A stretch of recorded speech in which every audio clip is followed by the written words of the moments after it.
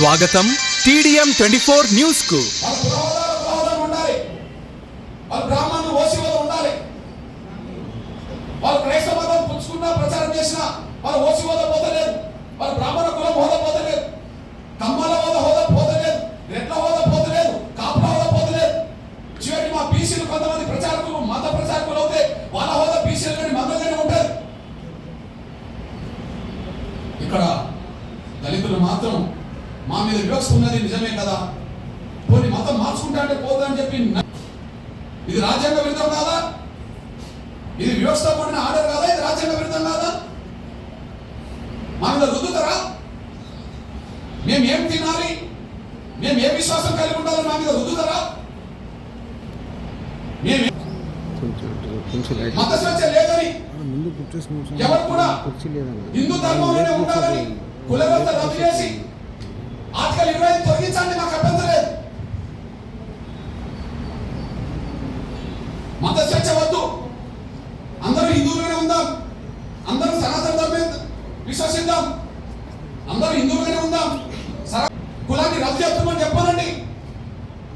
దాని ద్వారా మెజారిటీ ప్రజలు ఆర్టికల్ 25 ఉన్నా లేకపోయినా దాన్ని పట్టించుకో.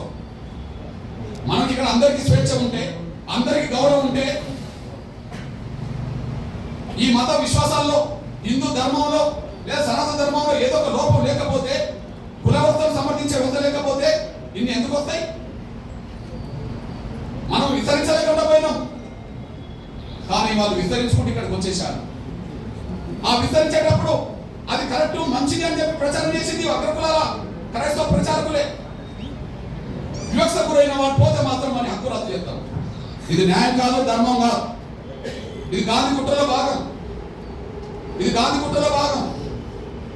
గాంధీ ప్రత్యక్షంగా ఉండి కమ్యూనల్ అవార్డు అమలు కాకుండా అడ్డుకున్నాడు. గాంధీ పరోక్షంగా ఆనాడు రాజ్యాంగ సభ చర్చల్లో దళిత క్రైస్తవులకు రిజర్వేషన్ అవసరం లేదు, మేము అందరూ సమానమే అని చెప్పి నలుగురు క్రైస్తవ అగ్రకుల క్రైస్తవ పెద్దలతో అలా రాయించుకున్నాడు. నాటి నుంచి నెట్వర్క్ వ్యవస్థ కొనసాగుతుంది, నాటి నుంచి నెట్వర్క్ వ్యవస్థ కొనసాగుతుంది. ఈ నేపథ్యంలో స్పష్టం చేస్తున్నాం. పోనీ అంబేద్కర్ అభిప్రాయం స్పష్టంగా ఉన్నది. అంబేద్కర్ విరోధిస్తుండ్రా? అంబేద్కర్ గౌరవిస్తామని మాట్లాడుతున్నారు కదా, అంబేద్కర్ ప్రపంచ మేధావులు మాట్లాడుతున్నారు కదా, అంబేద్కర్ గొప్ప రాజనీతిజ్ఞుడు అని మాట్లాడింది కదా. మరి ఆయన అభిప్రాయం పిలువనియాలి కదా, ఆయన అభిప్రాయం పిలువనివ్వాలి కదా. ఈ దేశంలో మత వ్యవస్థ కంటే మత వ్యవస్థ మింగింది ఇప్పుడు కుల వ్యవస్థ కదా. ఏదో అంటారు చూడు, పాముకే కాటేయకుండా ఉంటుందా అంటే, సనాతన ధర్మంలో కులం లేదనేటోళ్ళు ఉన్నారు, సంతోషమే. హిందూ ధర్మంలో వ్యవస్థ లేదని అంటారు, సంతోషమే. మరి సనాతన ధర్మానికి కులానికి సంబంధం లేనప్పుడు, హిందూ ధర్మంలో వ్యవస్థ లేనప్పుడు కుల వ్యవస్థ మనకు అవసరమే లేదు కదా. కుల వ్యవస్థ ఇప్పుడు హిందూ ధర్మాన్ని కూడా బలి తీసుకుంటుంది కదా, సనాతన ధర్మాన్ని కూడా బలి తీసుకుంటుంది కదా. సాక్ష్యం ఏంటిది? ఇప్పటికీ అందరూ హిందువులే కనిపిస్తారు. మరి వాళ్ళ సొంత ఊళ్ళోకి వచ్చినప్పుడు అక్కడ పోయిన వాళ్ళు అందరూ కలిసి ఒకరినొకరిని ఇచ్చిపుచ్చుకుని ఉండడానికి అవకాశం లేదు కదా. అయోధ్యకి వెళ్ళిన వాళ్ళు అందరూ అక్కడ సమానంగా కనిపిస్తారు, కానీ రాముని నమ్ముకున్న వాళ్ళందరూ ఈ దేశంలో అందరూ సమానంగా వాళ్ళ గ్రామాల్లో లేరు కదా. కృష్ణుని నమ్ముకునే వాళ్ళు వాళ్ళకి వెళ్ళకుంటారేమో, అక్కడికి వెళ్ళేటప్పుడు అందరూ సమానంగా దేవుడు కాడ కనిపిస్తారేమో, కానీ ఇన్నాళ్ళకి వచ్చినప్పటికీ వాళ్ళ మధ్యలో సమానత్వం లేదు కదా. రాముని నమ్ముకున్నా, కృష్ణుని నమ్ముకున్నా, క్రీస్తుని నమ్ముకున్నా, ఎవరిని నమ్ముకున్నా, వెంకటేశ్వరుని నమ్ముకున్నా, ఈ దేశ కుల వ్యవస్థ విశ్వాసాల కంటే ఎక్కువ కుల వ్యవస్థ శాసిస్తున్నది కదా. విశ్వాసాలు రెండో స్థాయికి వెళ్ళినాయి కదా, కుల వ్యవస్థ శాసిస్తున్నది కదా.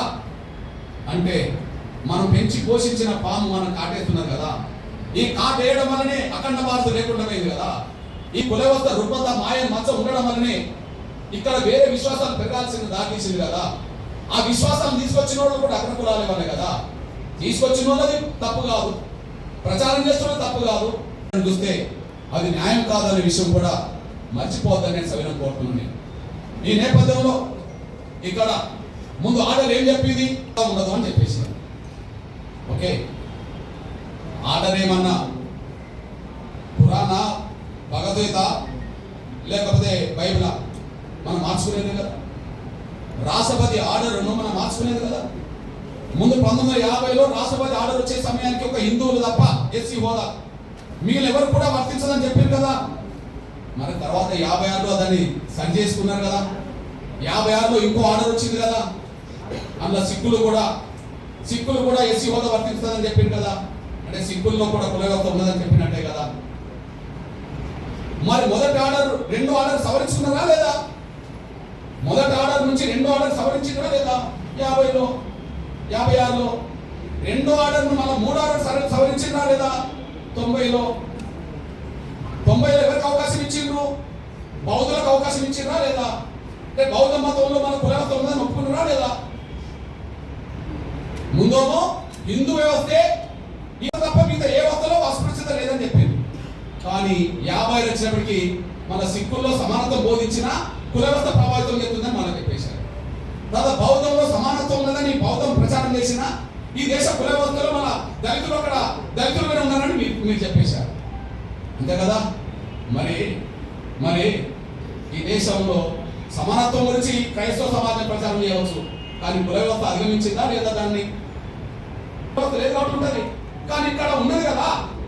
ఇక్కడ ఉండకపోతే బీసీ రిజర్వేషన్లో ముస్లింలు వచ్చారు కదా. ఏ గ్రూప్ లో ఉన్నారు కదా, బి గ్రూప్ లో ఉన్నారు కదా. అంటే సామాజిక వ్యవస్థ ఇక్కడ పడ్డది కదా. అంటే ఈ దేశంలో హిందూ విశ్వాసంలో ఉన్న కులవత్త ఉండడం వల్ల వ్యవస్థ కొనసాగుతుంది. సిక్కు ధర్మం ఉన్నా కొనసాగుతుంది, ధర్మం ఉన్నా కొనసాగుతుంది. కుల వ్యవస్థ ప్రభావం ఇస్లాం మతం కూడా ఇక్కడ పోతుంది. నేను ఒక మాట చెప్తున్నానంటే, ఈ దేశంలో కుల వ్యవస్థ ఉన్నంత వరకు ఎన్ని గొప్ప మతాలు ఇక్కడికి వచ్చినా, ఎన్ని గొప్ప విశ్వాసాలు కూడా ఇక్కడికి వచ్చినా కుల వ్యవస్థ ప్రభావానికి లోనవుతుంది అనేసి మనం మర్చిపోవాలి. గొప్ప మతాలే కదా, చాలా గొప్ప మతాలను మనమే అంటున్నాం కదా. ఆ మతాలు ఇక్కడికి వచ్చినప్పుడు ఏ దానికి లోనవుతున్నాయి? క్రైస్తవ మతం గొప్పదే, సమానత్వం ప్రజెంచింది. మరి అందరు కూడా పాట రాసింది కదా.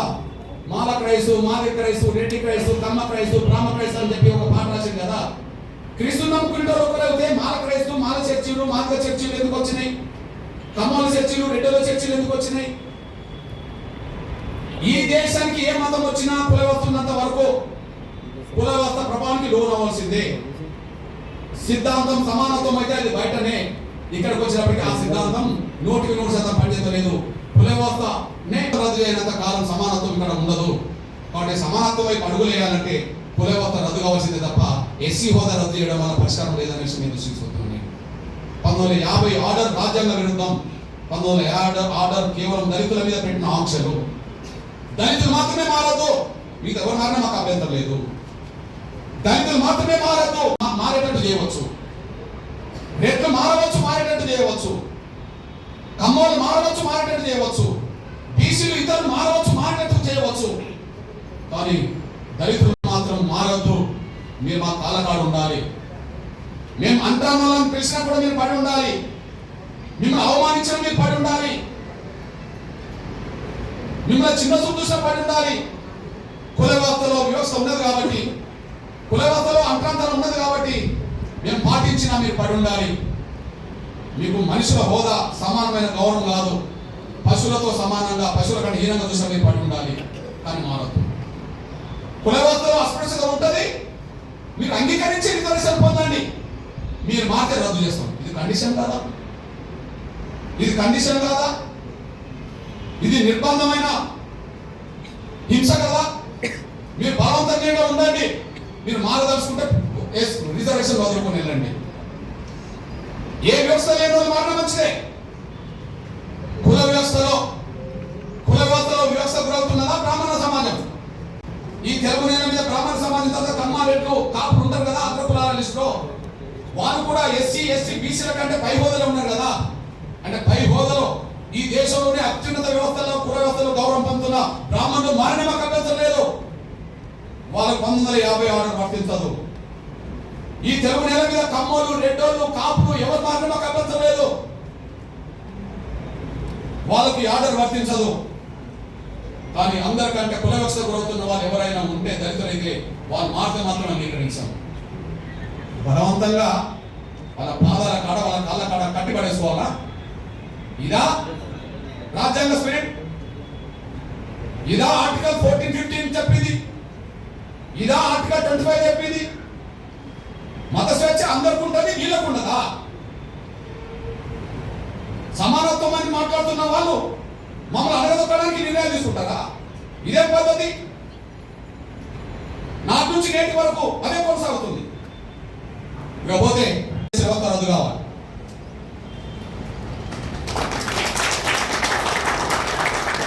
పూజలు చేసే వ్యవస్థ రద్దు కావాలి.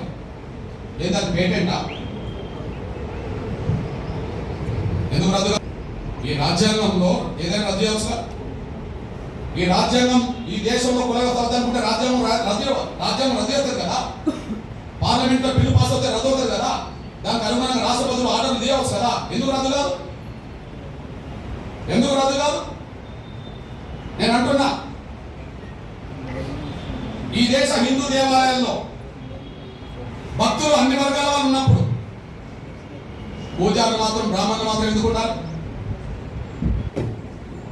వెంకటేశ్వర స్వామిని నమ్ముకున్న వాళ్ళు హిందూ సమాజంలో అన్ని వర్గాల వాళ్ళు ఉన్నారు. రాముడిని నమ్ముకున్న వాళ్ళు హిందూ సమాజంలో అన్ని వర్గాల వాళ్ళు ఉన్నారు. ఓకే, కృష్ణుడిని నమ్ముకున్న వాళ్ళు, ఇతరులు నమ్ముకున్న వాళ్ళు అన్ని వర్గాలు ఉన్నారు కదా.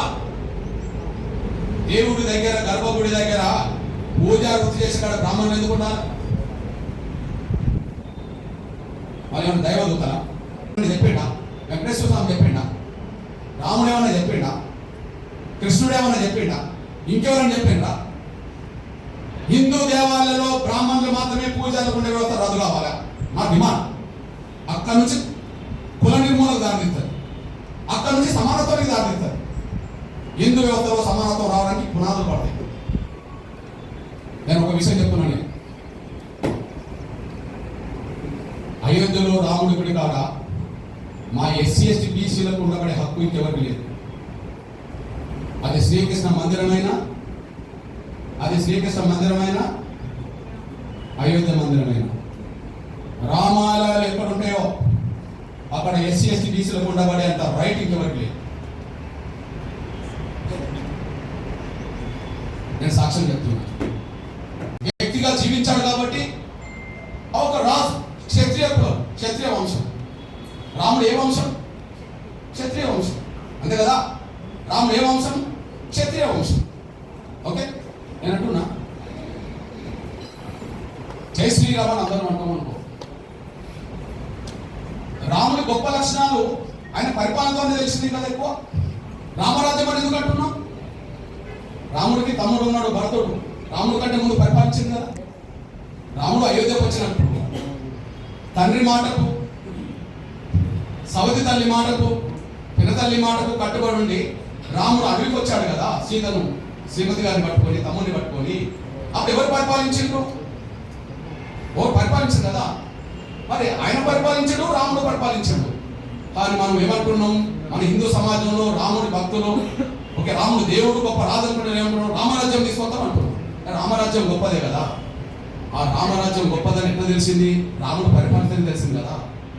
మరి రాముడు అయోధ్య నుండి వస్తే అడవి నుండి వచ్చినాకనే పరిపాలించింది కదా. మరి అడవికి వెళ్ళి అడవి నుంచి మనం ఉతికి నచ్చాడా? యుద్ధం చేయలేదా? యుద్ధం జరిగిందా లేదా? రామారావణ యుద్ధం జరిగిందా లేదా? ఆ యుద్ధంలో గెలిస్తే కదా రాముడు రాజు అయింది. మళ్ళా ఆ యుద్ధంలో గెలిస్తే కదా అయోధ్యకి వెళ్ళింది. గెలిచినాక కదా అయోధ్యకి వెళ్ళింది. అయోధ్యకి వెళ్ళినాక కదా మన రాజుగా పట్టాభిషేకం చేసింది. గెలవకపోతే ఓకే, గెలిచింది. గెలవడానికి యుద్ధం జరిగింది కదా. ఆ యుద్ధం ఎక్కడ జరిగింది? అడవిలో జరిగింది కదా.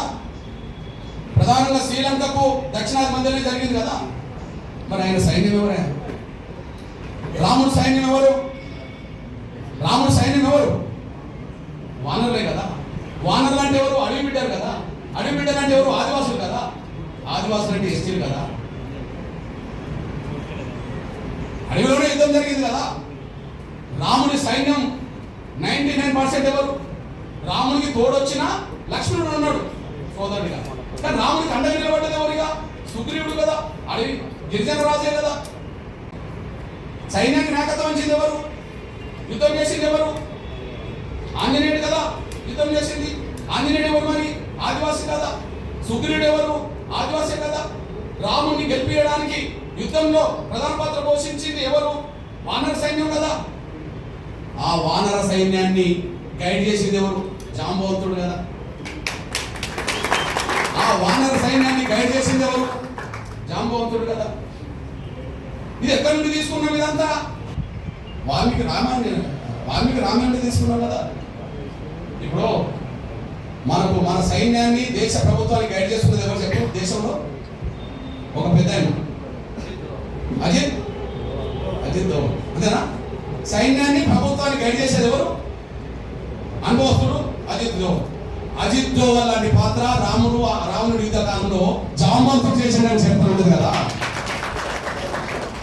రావణ యుద్ధంలో ఆంజనేయుడు తన శక్తి TDM 24 కి సబ్స్క్రైబ్ చేసుకోండి. వార్తల కోసం